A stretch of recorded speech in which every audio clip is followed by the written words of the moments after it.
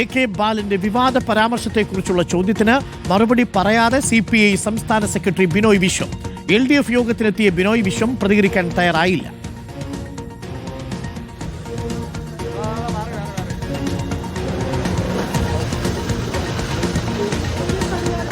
മാധ്യമങ്ങൾ ചോദിച്ചു, ഈ AK ബാലന്റെ പരാമർശത്തിൽ CPIയുടെ ഭാഗത്തു നിന്നുള്ള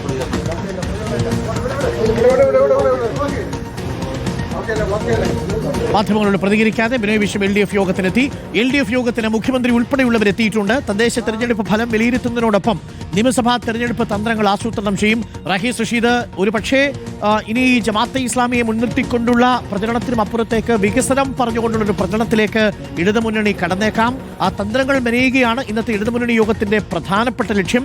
തെരഞ്ഞെടുപ്പ് അവലോകനം എന്ന് പറയുമ്പോഴും പരസ്പരം കുറ്റപ്പെടുത്തിയോ ഏതെങ്കിലും തരത്തിലുള്ള പഴിചാരലുകൾക്കോ സ്ഥാനമുണ്ടാവില്ലെന്നാണ് മനസ്സിലാക്കുന്നത്. അതുകൊണ്ട് തന്നെയാണ് ഇപ്പോൾ കരുതിക്കൂട്ടിയുള്ള പ്രതികരണം CPIയുടെ ഭാഗത്തു നിന്നും ഉണ്ടാവുന്നത്. ബിനോയ് വിശ്വം ആ രീതിയിൽ ഒന്നും പ്രതികരണം നൽകാതെയാണ് ഇപ്പോൾ ഇടതുമുന്നണി യോഗത്തിന് പോയിരിക്കുന്നത്.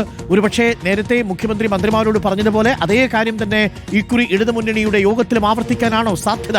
റഹീസ് റഷീദ്. അരുൺകുമാർ, LDF യോഗത്തിന്റെ അജണ്ടയായി പറഞ്ഞിരിക്കുന്നത് തദ്ദേശ തെരഞ്ഞെടുപ്പ് തോൽവിയാണെങ്കിലും അരുൺ ഇപ്പോൾ പറഞ്ഞതുപോലെ അതിൽ കീറിമുറിച്ചുള്ള ചർച്ചകൾ നടക്കാനുള്ള സാധ്യതകൾ കുറവാണ്. കാരണം കഴിഞ്ഞത് കഴിഞ്ഞു എന്ന നിലപാടാണ് എല്ലാ രാഷ്ട്രീയ പാർട്ടികൾക്കും ഉള്ളത്. ചർച്ചയിലേക്ക് പോയാൽ തോൽവിക്ക് കാരണമായി ഓരോ പാർട്ടികളും കണ്ടെത്തിയിരിക്കുന്നത് ഓരോ കാരണങ്ങളാണ്. അതിൽ തർക്കിക്കേണ്ടി വരും, അങ്ങോട്ടും ഇങ്ങോട്ടും അഭിപ്രായ വ്യത്യാസം ഉണ്ടാകേണ്ടി വരും. അതുകൊണ്ട് പ്രാഥമികമായി അതൊരു ചർച്ച നടത്തി ക്ലോസ് ചെയ്തതിനു ശേഷം നിയമസഭാ തെരഞ്ഞെടുപ്പ് ഒരുക്കങ്ങളിലേക്ക് ചർച്ചകൾ പോകും. ഏറ്റവും പ്രധാനമായി LDFന്റെ മുന്നിലുള്ളത് 3 മേഖലാ ജാഥകളാണ്. ഫെബ്രുവരി 1 ആരംഭിക്കും. ആ ജാഥകൾ ആരൊക്കെ, എവിടെയൊക്കെ, എങ്ങനെയൊക്കെ ആണ് എന്ന കാര്യത്തിൽ ഒരു തീരുമാനമുണ്ടാകും.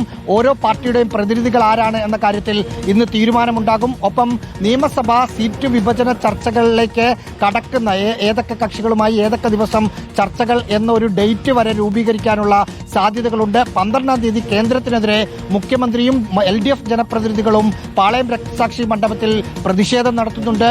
അതിന്റെ മുന്നൊരുക്കങ്ങൾ ചർച്ച ചെയ്യുന്നതടക്കമുള്ള കാര്യങ്ങളിലേക്ക് ഫോക്കസ് ചെയ്ത് നേരത്തെ അരുൺകുമാർ പറഞ്ഞതുപോലെ വിവാദങ്ങളിൽ നിന്ന് മാറി എന്ത് വിവാദം വന്നാലും അതിനു മറുപടിയായി വികസനം ചൂണ്ടിക്കാണിച്ച് തെരഞ്ഞെടുപ്പ് പ്രചരണത്തിലേക്ക് പോവുക എന്ന മന്ത്രിമാരോട് പറഞ്ഞ അതേ രീതി LDF യോഗത്തിൽ മുഖ്യമന്ത്രി ഇന്ന് ആവർത്തിക്കാനാണ് എല്ലാ സാധ്യതകളും. Arunkumar, thank you. റഹീസ് റഷീദാണ് നമുക്കൊപ്പം ചേർന്നത്. റഹീസ് തുടരുക. മറ്റ് നമ്മുടെ റിപ്പോർട്ടർമാരും തുടരുന്നുണ്ട്. പ്രധാനപ്പെട്ട രാഷ്ട്രീയ വാർത്തകളാണ്, അടിയൊഴുക്കുകൾ, നീക്കങ്ങളെല്ലാം അതിവേഗം റിപ്പോർട്ടറിലേക്ക് എത്തിക്കുകയാണ് നമ്മൾ.